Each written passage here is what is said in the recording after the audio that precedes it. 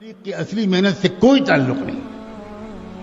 جانتے ہو دعوت اور تبلیغ کی محنت کیا چیز ہے؟ ایک نوجوان تھا جو حضرت مولانا الیاس رحمۃ اللہ علیہ سے بڑی محبت اس کو ہو گئی. کالج میں پڑھتا تھا اس زمانے میں، یا کوئی اور کام کرتا ہوگا، داڑھی منڈاتا تھا، کلین شیو تھا، لیکن اللہ کے دین کے لیے حضرت مولانا الیاس رحمۃ اللہ علیہ سے اس کو محبت ہو گئی.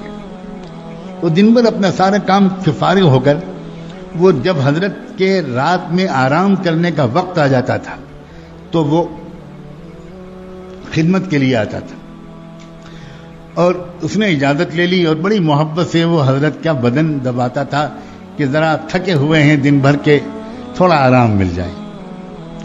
اندھیرا ہوتا تھا، بجلی تھی نہیں، تو کئی راتیں گزر گئیں، کئی دن گزر گئے، اچھا خاصا وقت گزر گیا، خدمت کرنے کے لیے آتا رہا. ایک دن حضرت مولانا الیاس کی نظر پڑی تو دیکھا کہ اس کے چہرے پر داڑھی نہیں ہے. تو یہ سمجھ کر کہ اب تو یہ ہمارا اپنا ہو گیا، محبت کرنے لگا، کوئی حرج نہیں اس سے یہ بات کہنے میں. تو اس سے کہا حضرت مولانا الیاس نے کہ بیٹا تم داڑھی رکھ لو، اتنے اچھے نوجوان ہو تم داڑھی رکھ لو. کچھ نہیں بولا، وہ بیچارہ چلا گیا. لیکن ابھی اس کو فوراً داڑھی رکھنے کی ہمت نہیں ہوئی، تو اس نے پھر حضرت مولانا الیاس رحمۃ اللہ کے پاس آنا ہی چھوڑ دیا، ڈر کے مارے، شرم کے مارے کہ میں نے ان کی بات نہیں مانی، کیسے جاؤں ان کے پاس. بس اتنا ہوا. اب جب ایک دن نہیں آیا، 2 دن نہیں آیا، تو یہ ہے دعوت و تبلیغ. حضرت مولانا الیاس رحمۃ اللہ علیہ بے چین ہو گئے، اور بے چین ہو کر اس لڑکے کو برا بھلا نہیں کہنا شروع کیا. اپنے ساتھیوں سے کہا کہ میری مغفرت کی دعا کرو، مجھ سے کتنی بڑی غلطی ہوئی ہے، میں بھی کیسا بے سلیقہ جلد باز انسان ہوں. اتنا پیارا اللہ کا بندہ آتا تھا اور میں نے جلد بازی میں اس سے کچھ کہہ دیا، اور وہ بیچارہ ابھی شاید عمل نہیں کر سکا اور اس نے آنا بھی چھوڑ دیا. اب میں اس کو کہاں ڈھونڈوں؟ تو 2 رکعت صلاۃ الحاجت پڑھ کے نماز پڑھنی شروع کر دی. اللہ اس نے بندے کو بھیج دیجئے، میں اس سے معافی مانگ. اللہ ایسا نہ ہو کہ میری موت ہو جائے، میرا وقت آ جائے اور میں اس سے معافی نہ مانگ چکا ہوں. اللہ بھیج دیجئے اس کو، مجھے سمجھ میں نہیں آتا میں کہاں تلاش کروں اس کو.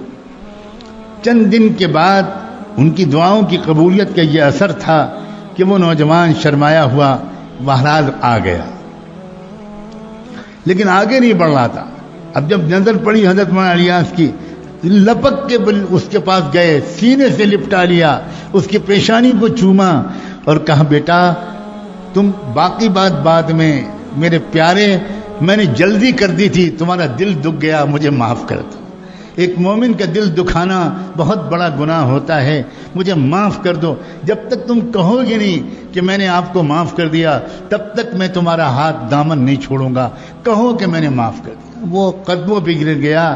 اس نے کہا حضرت مجرم تو میں ہوں، معافی مجھے مانگنی چاہیے، میں سنت رسول پر عمل نہیں کرتا، آپ کا دل دکھایا، پھر آپ کی بات بھی میں نے نہیں مانی، آپ الٹا معافی مانگ رہے ہیں. بس آج سے میں وعدہ کرتا ہوں اب میں داڑھی کو کبھی شیو نہیں کروں گا. اللہ کے بندو، اے خدا کے بندو، دین کی اصل حقیقت کو سمجھو.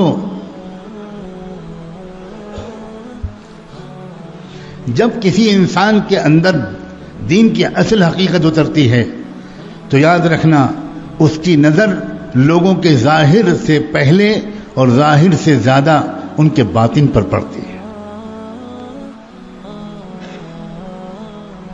وہ لوگوں کی خوبیاں ڈھونڈ لیتے ہیں.